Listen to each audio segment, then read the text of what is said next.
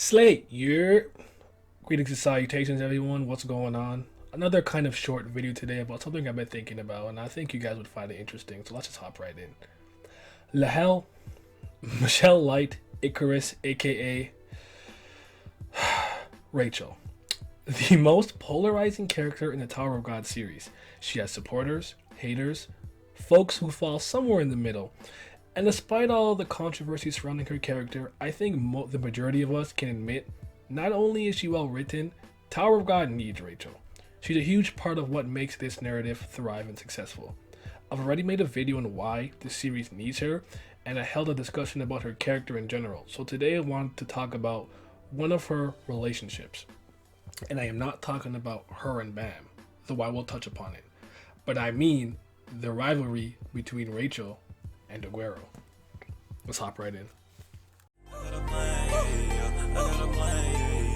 got a plan, ayy, ice drip on my hand, ayy, I got a plan, ayy, ice drip on my man, ayy, I got a plan, ayy, these niggas don't wanna throw hands, ayy, I got a plan, like I'm not entirely sure how many of y'all will agree with me when I say this, but I do think Bam and Rachel's relationship, where it started, where they are, and with where they will end up is going to be worth it in the long run. But as of right now, truth be told, I am not too interested.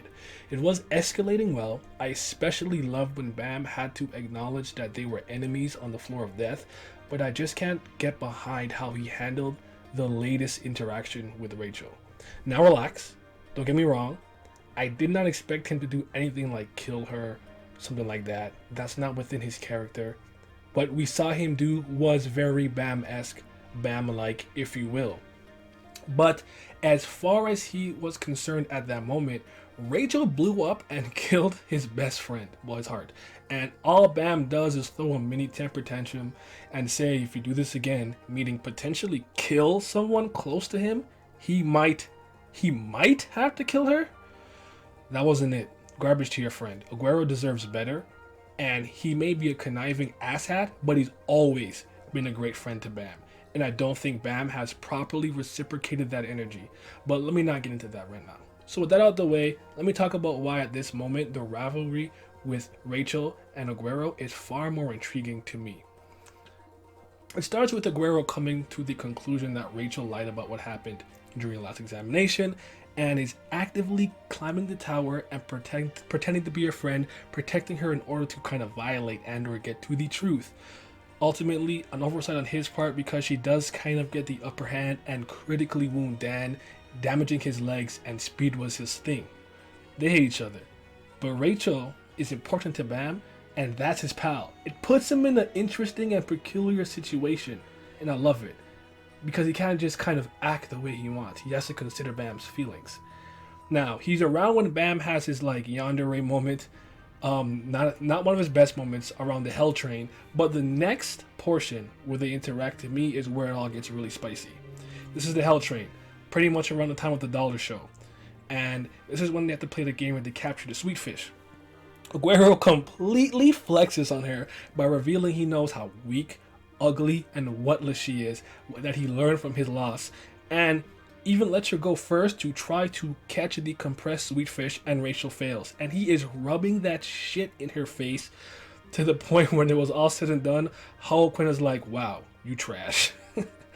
Follow that up by him further insulting her by saying the only fair competition that they could ever have is one based on pure luck, since he greatly outclasses her in every category. That's intellect, that's status, looks, whatever the case may be, and he wins. He's piling it on. She did somewhat get the last laugh by leaving him to die from the boiling acid after it was all said and done, but this back and forth of cat and mouse is about to hit a serious high note. Now, Rachel on the hidden floor has been internalizing everything Aguero did to her, and even pretended to heal him, gain his trust.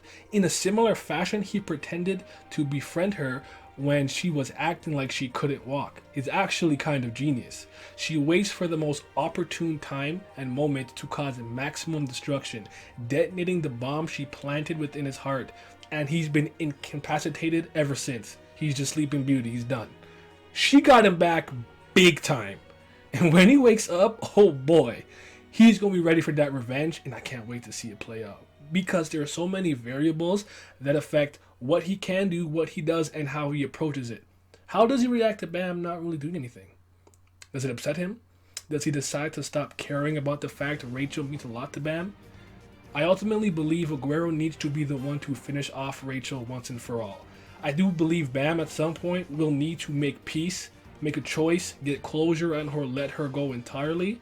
I think he needs like a final confrontation with Rachel, a final conversation, whatever you want to call it.